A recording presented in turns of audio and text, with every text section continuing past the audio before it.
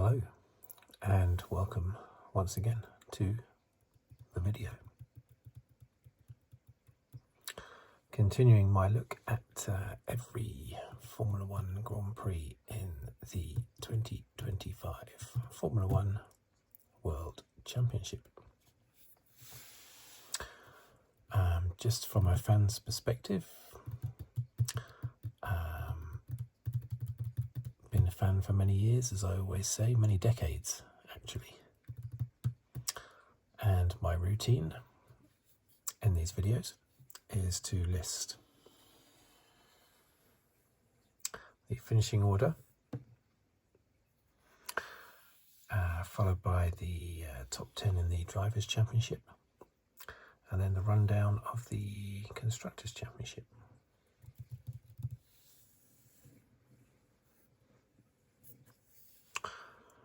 And then I just have a little chat about the race, what I thought of the race. So, without further ado, let's jump in. Right, so let's go.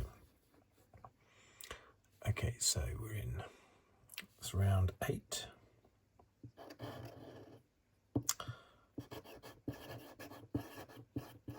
Monaco. Around the streets of the Principality. Is that in focus?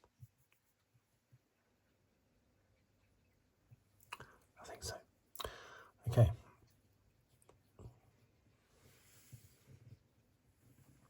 Yeah, it's in focus. So, round 8. Okay, so here's the finishing order. Number 1. Norris. Straight away I'm going to check the focus. I think that's good. Second, Leclerc. Third was Piastri. Fourth, Verstappen. Fifth, Hamilton. Sixth was Hadjar, and then Ocon, Lawson, and then we had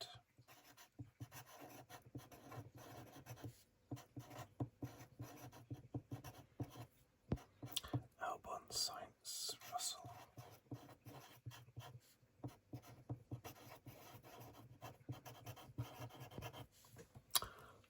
Bearman. Yeah, I think it's still in focus. Yeah, Colapinto.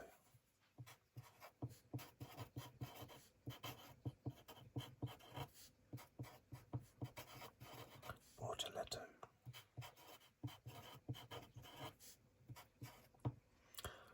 Stroll. Hulkenberg.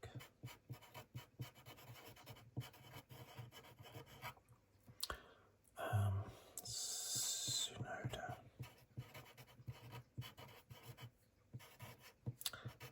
Antonelli.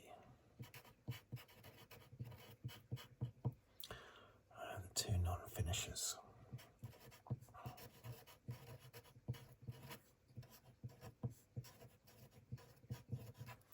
Alonso and Gasly. Okay, so Drivers' Championship.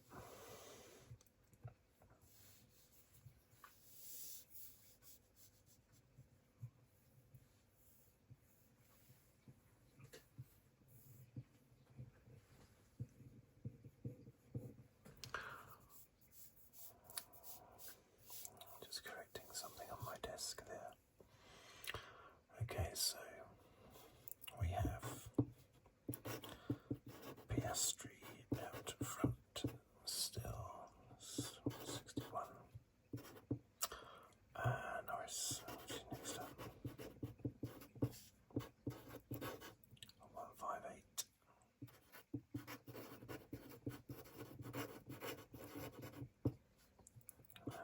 Verstappen 136. Is that still in focus? I need to check. just need to check. Okay, fourth is still Russell. 99. Leclerc 79.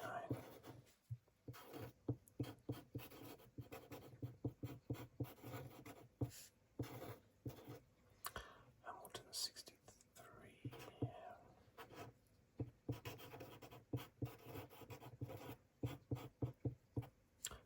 Antonelli 48.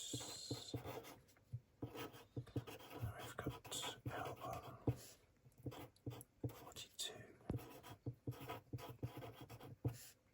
Ocon 20. Hadjar overtaking Stroll for 10th place. Okay. Constructors' Championship we have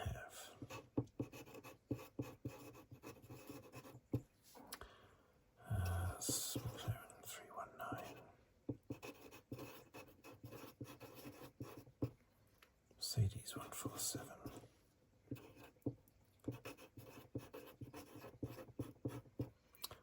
Red Bull 143.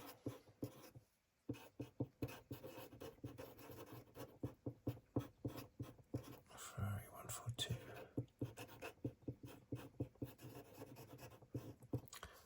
Williams 54.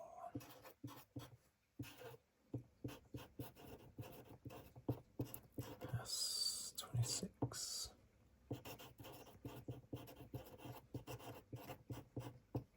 Racing Bull 22.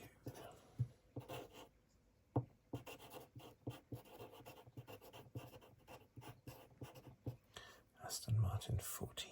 Dear me.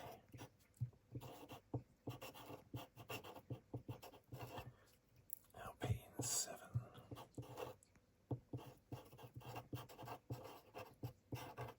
Sauber 6. Okay. So, what did we think of that race? Well, it was all about the rule change, basically, wasn't it? Two notable things in that race. Over the race weekend. Two notable things over the race weekend. Three notable things, actually. Three notable things. The rule change, of course, with the requirement for 3 separate sets of tyres, but still only 2 separate compounds required, but nevertheless 3 sets of tyres had to be used. In other words, forcing 2 pit stops. That was one notable thing. The other notable thing was Ferrari, how good they were. Mainly in the hands of Leclerc, but Hamilton was okay as well, apart from losing loads of time in the race, in the second half of the race, somehow. But anyway, Ferrari was superb, especially in the hands of Leclerc. And the third notable thing is Norris getting on top of his qualifying woes. And I've been saying since the, as this is in focus here, I've been saying since the start of the championship, I've been saying it after every race, including all the Piastri wins. I've been saying that I think Norris will win the championship because he has out-and-out pace. He just had a few qualifying woes that tripped him up in recent races. And I believe he would have won in Imola last week had he not fallen foul of a... was it in Imola that he fell foul of Verstappen going wide? I think it was, wasn't it? Was it? No, it wasn't. Was it? No, it wasn't, was it? It was the previous race. Where was the previous race? To Imola. I think it was a couple of races ago, wasn't it, where Verstappen pushed him wide accidentally. I'm sure Norris would have won that race. So, God, why can't I remember what race that was? Wasn't Japan? It wasn't China. It wasn't Japan.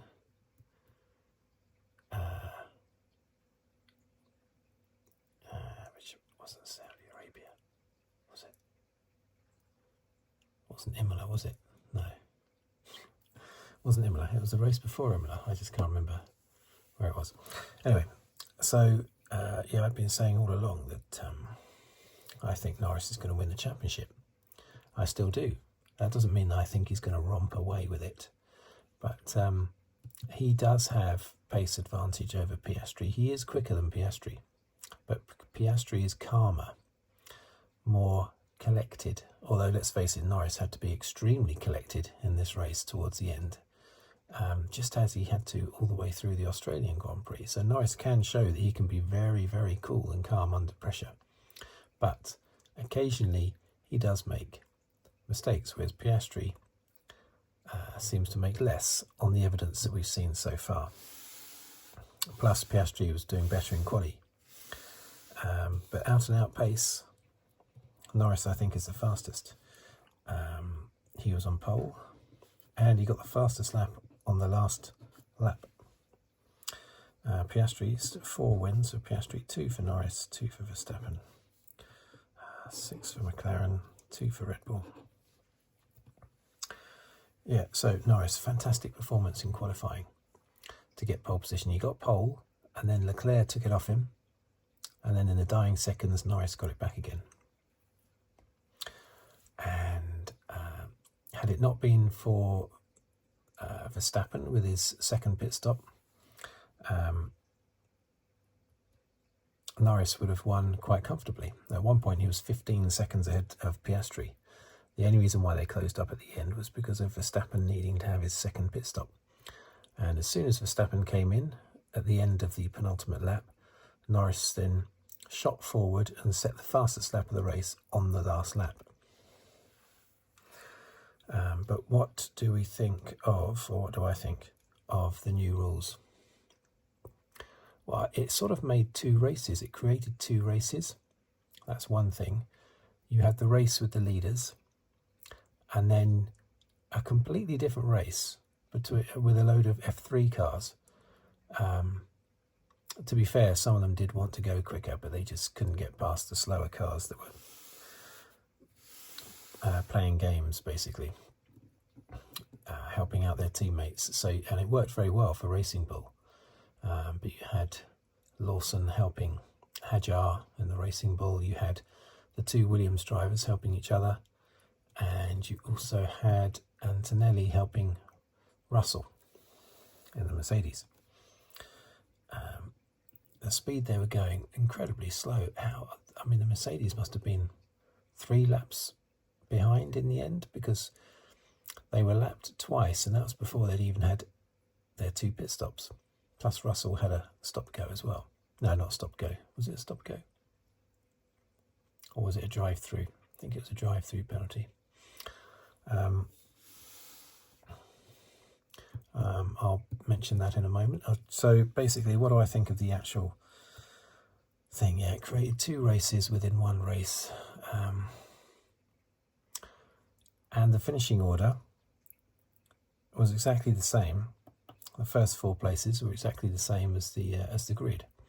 So it didn't really make a lot of difference. The field closed up at the end because of Verstappen's second pit stop, but that was an artificial close up at the end. It wasn't because they were all on the same level. Norris, without Verstappen and his last minute pit stop, Norris would have been well clear of Leclerc, who would have been well clear of Piastri.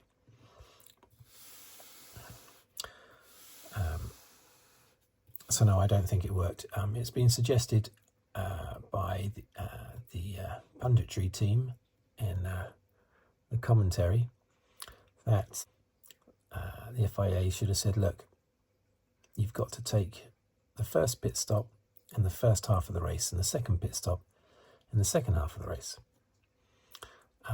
Would that have really made a difference? Because it has to be said, most people did do that. Most people did take their first stop in this first half of this, and it still didn't make a lot of difference. It worked for the real person that it worked for is Hadjar. He took both of his pit stops very close together, and because Lawson had helped him out holding up the cars behind, it allowed Hadjar to not lose any positions, basically. So he did really well. It benefited Red Bull, Racing Bull, particularly Hadjar. But I think it was a bit of a FARTAS. I mean, a lot of people that don't understand that rule, that didn't know anything about it, would not understand why Verstappen came in at the end of the penultimate lap.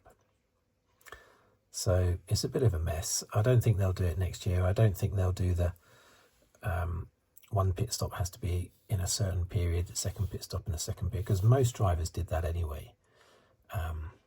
Hadjar was the only one that took his pit stops very close together, only about 3 or 4 laps apart. And the leaders, they, apart from Verstappen with his second stop, the leaders did their pit stops at normal times, really. I know normally there'd only be 1 pit stop, but in a race that has 2 pit stops, Norris, Leclerc and Piastri took their stops, and Hamilton, at a sort of standard normal time. And Verstappen did his first one as well at a normal time, lap 29. For some reason I know that. But his last pit stop was obviously not normal.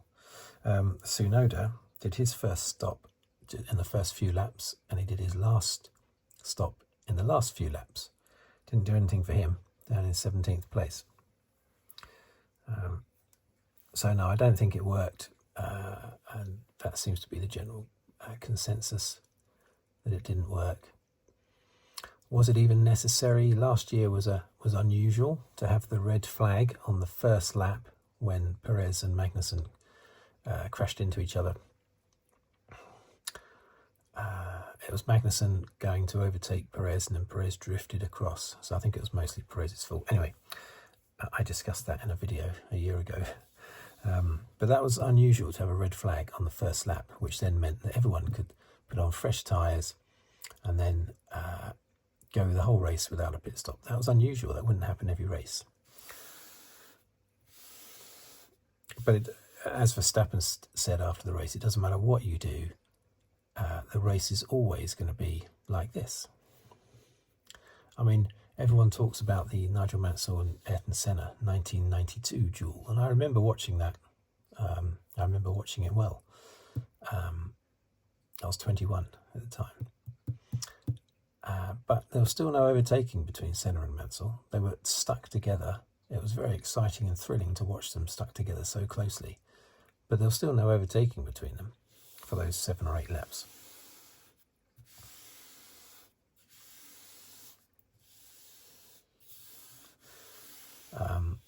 I remember Mansell in his Williams overtaking Prost in his Ferrari, coming out of the tunnel into that turn, which I can't remember the name of, after you've come out of the tunnel. That was in 1991. I mean, that was 34 years ago. And that's the most recent really good overtaking manoeuvre at Monaco that I can think of. Oh, apart from Jules Bianchi, who, was it 2014? It might have even been the year he died, which I think was 2015.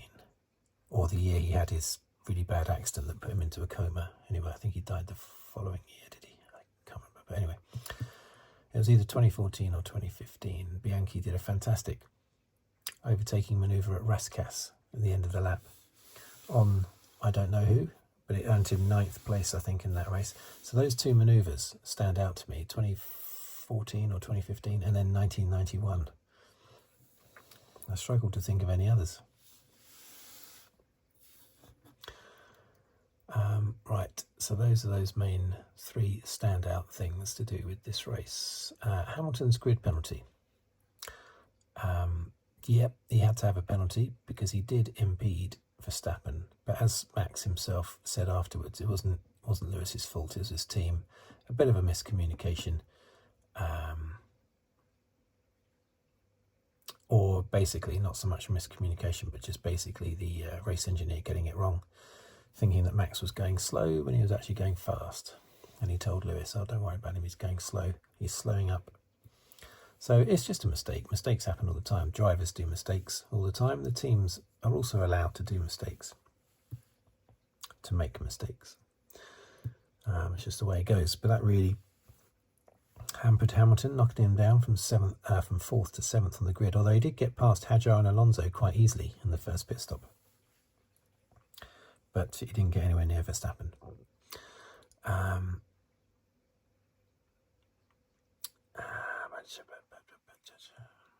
virtual safety car was on lap 1, wasn't it? Was that Antonelli and Bortoleto? Did they ever coming together? I can't remember. Did they ever coming together? I've written it down in my notes here. But now thinking about it, I can't actually remember what happened between Antonelli and Bortoleto. Why can't I remember? What happened between Antonelli and Bortoleto? Yeah, but that... Oh, yes, of course. I know. It was going round what I still call Lowe's hairpin. Bortoleto sneaked around the outside of Antonelli, and then Antonelli chopped up the inside at Poitiers, back up in front of Bortoleto, and it was a good overtaking manoeuvre. Both of them were sound overtaking manoeuvres, but Bortoleto was obviously either taken by surprise or didn't have enough time to turn the car, and just did an Ayrton Senna 1988 and drove straight into the barrier at Poitiers, just like Senna from the lead in 1988. And then they had the Gasly one. That was strange, the Gasly one. It wasn't strange that Gasly hit Tsunoda. He maintains that Tsunoda was being a bit erratic with his driving. But what was unusual was that it seemed to destroy Gasly's brakes. I've not been aware of this before. So he couldn't stop. Now, I don't know if he's had a telling off about that afterwards, but in his defence, I would say if you're going that speed, when you come out of the tunnel, Gasly was going like a rocket ship. If he had gone down the escape road, then he would have continued going like a rocket ship and would have just crashed and probably killed himself and maybe killed some others if he'd gone down the escape road, because he couldn't brake. So he obviously thought, I'll gradually slow down. If I stay on the track, I'll just gradually slow down, and then I won't kill anybody or myself. Yes, it meant that he spread debris on the track, all the way from the tunnel round to the pits. And it also meant that when he came into the pits, he couldn't stop. And we didn't see it on TV, but apparently some team personnel had to stop him. He was obviously going very slowly for them to be able to stop him. But I don't think he should get any penalty for that, because had he gone off at that runoff area at that speed with no brakes, that would have been a disaster. He had to keep it on the track and gradually slow it down. So I think Gasly did exactly the right thing.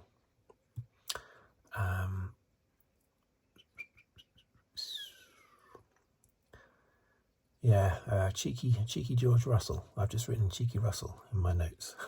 Cheeky Russell. On his overtake on Albon in the end, wasn't it? Because at first we had the Racing Bulls, as I mentioned.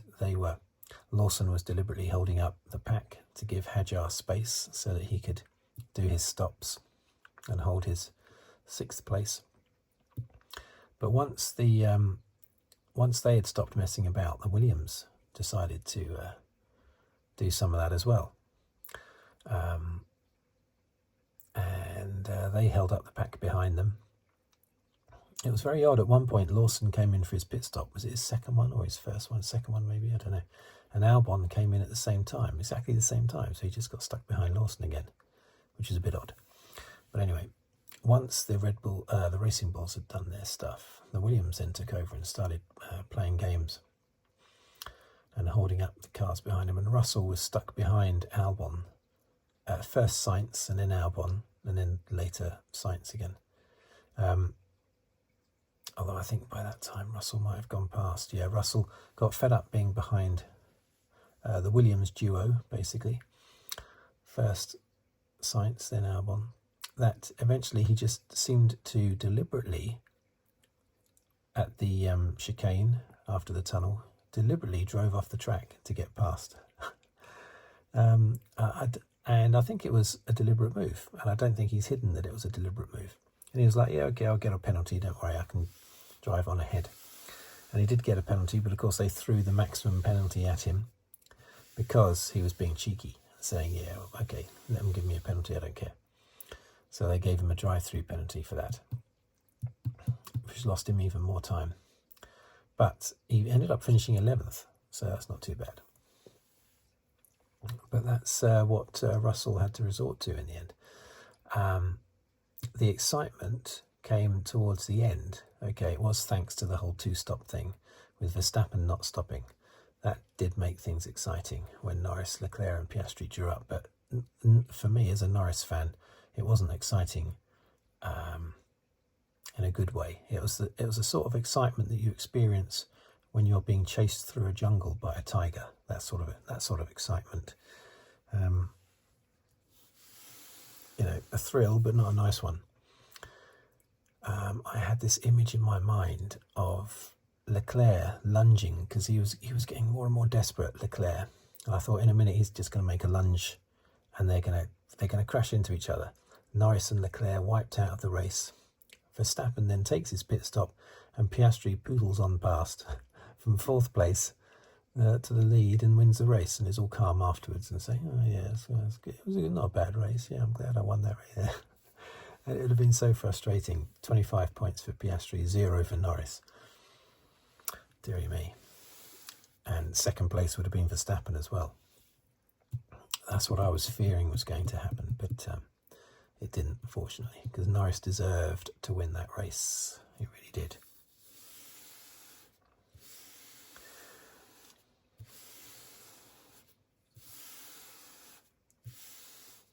He's shown what a fantastic racer he is, and what pure speed he has. I know that there are some people out there that think he's not even worthy to drive the drivers to the track, let alone take part in a Grand Prix. But of course that's nonsense. I believe he will win the championship, as I keep saying, and as I've said all the way through Piastri's wins earlier in the season. I was saying Norris will win the championship, I believe. Right, now also another interesting point before I mention anybody else. This was not pointed out by anyone on TV, but it's something that I'm aware of, and that is Hamilton 2008 was the last time, this has been mentioned on TV, but it was the last time that McLaren won at Monaco. But what hasn't been mentioned is that was obviously Hamilton's first championship winning year, and his first win that year was in Australia, and his second win was in Monaco. Exactly the same as Norris this year. First win Australia in the year, second win Monaco. Now, I think it's not too much of a leap to deduce from that Norris is going to go on to win 7 world championships. I think that's fairly obvious. I think you can make that assumption. Clearly this is panning out, win-wise anyway, the same as 2008's championship win for Hamilton. So, therefore, 2 plus 2, equals 4. Therefore, Norris is going to go on to win 7 world championships. Or 8, if Hamilton wins an 8th one. So yeah, I thought that was quite interesting. George Russell suggested after the race that all the drivers can press a button on their steering wheel to activate sprinklers on the track. Now, he was obviously joking, but someone who wasn't joking, who mentioned that years ago, was Bernie Ecclestone. Now, he comes out with lots of daft ideas, of course. He was when he was in charge. And back when he was in charge, he mentioned gold, silver and bronze medals for 1st, 2nd and 3rd. And he was saying you can have points, but points are like if there's a draw in the medals. But really what you do is you count up the medals at the end of the year. Who has the most gold, silver and bronze? If there's a draw, then the points come into it. It's a daft idea that no one took seriously. Another daft idea was him saying that we should artificially wet the track to create wet races. I mean, for starters, that's dangerous. You're deliberately making the track dangerous. Imagine if you did that. Imagine if you deliberately wet the track and then someone had a big accident and was killed, sliding off on the wet track that you created deliberately.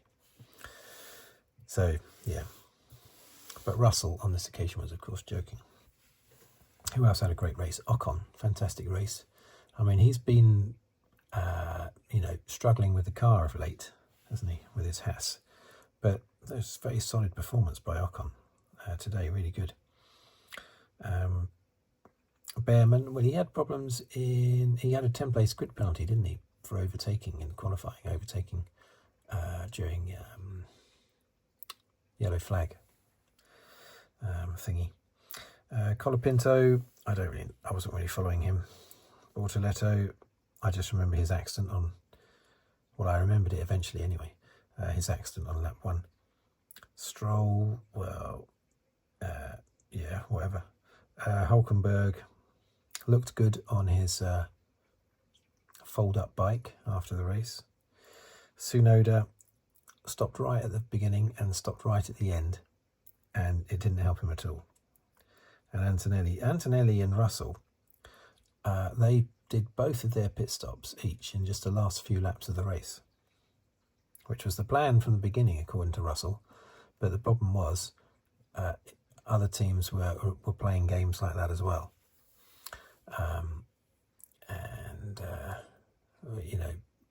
Albon, the Williams and the Racing Bulls holding up the Mercedes for 60 laps. That ruined their chances, basically. Alonso, I don't know what exactly broke on his car, but he had smoke coming out of his car anyway when he retired. And of course Gasly had that big smash. But I applaud Gasly for making the right decision of trying to gradually slow the car down on the track, rather than crash into a barrier down the escape road at 100 miles an hour. He did the only thing he possibly could. What else have I missed? What have I missed? Oh, I'll just mention the championship, of course. 3 points. 3 points. Come on, Norris. All those people out there that thought Norris was a pile of junk and shouldn't be taking part. I like to think you think a little bit different now. 3 points behind Piastri, clearly quicker than Piastri all weekend, as he was last weekend as well in Imola. And Norris has a pace advantage on Piastri. That's fact. But Piastri so far this season has been better in qualifying and has made less mistakes. And that's why Piastri has won 4 races. Norris has pace advantage. And look at this. Mercedes 147, Red Bull 143, Ferrari 142. Ferrari could easily take second place in the championship in Spain. What's going to happen with the new flexi rear wing rules in Spain? I predict absolutely nothing at all. I don't think we'll notice anything at all. There might be slight differences in the pace of some of the cars, but I don't think we'll really notice it. I don't think it'll make much difference at all. Hamilton was so downbeat after this race because he was so far behind his teammate, 48 seconds behind his teammate.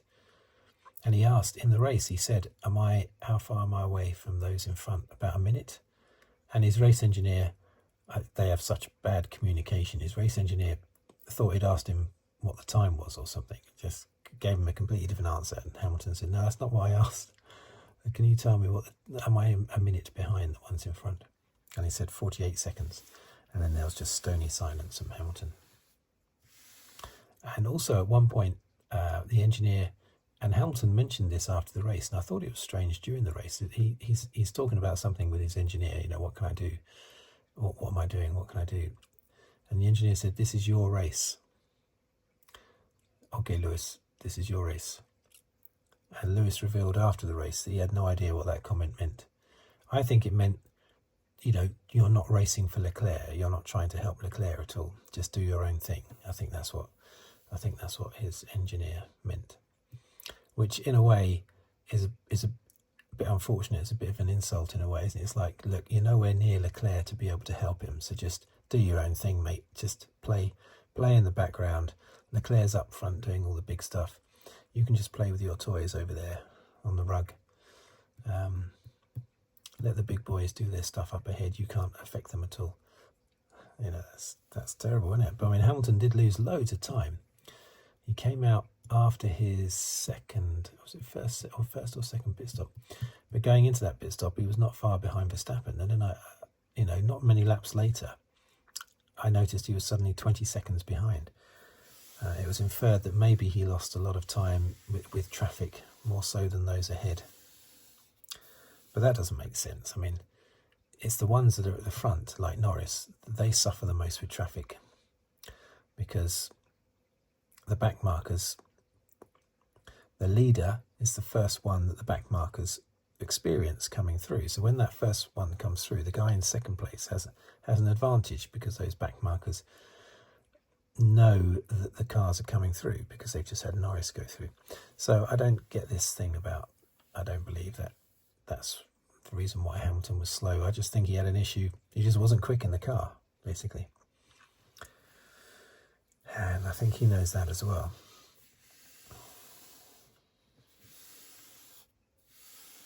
So that was really unfortunate from Hamilton. He's not far. He's only 16 points behind Leclerc, but really in performance he's miles behind. Leclerc's had 2 podiums already. I won't say that Leclerc could have won this race, because he was only close in the end because Verstappen was in front of Norris. The boogeyman for Norris was in front of him. As soon as Verstappen stopped on the penultimate lap, at the end of the penultimate lap, boom, Norris was gone and set the fastest lap on the last lap. So I'm not going to say Leclerc nearly won, because, you know, he didn't really. There you go. I think that's all I have to say on that. Well done, Norris. Come on, Norris. You can win in Spain and take the lead back in the championship. And yes, Zach Brown was happy that Norris had won, but he's also happy whenever Piastri wins as well. So there's no favouritism in the McLaren team. I know some people think there's favouritism. There's no favouritism. These are professional outfits, okay? Professional teams. They do not show favouritism to one driver or another.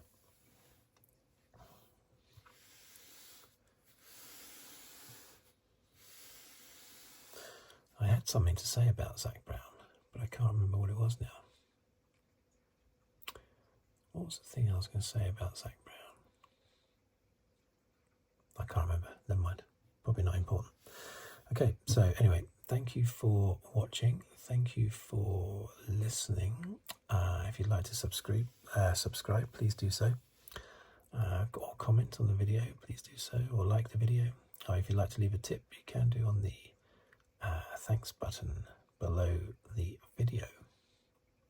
But basically, thank you for watching. Now, next, we've only got a week before Spain.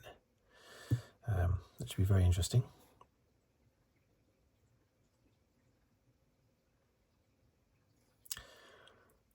I'm looking forward to it. So I'll be back for another review video for that race as well. So, and I might do another whiteboard list of all the winners in Spain as well. And well, that circuit, actually. Should I just do that circuit, or should I do the Spanish Grand Prix? I have to think on that. Spanish Grand Prix or the Barcelona circuit? Okay, I'll think on that. Right, once again, thank you. And I'll see you next time.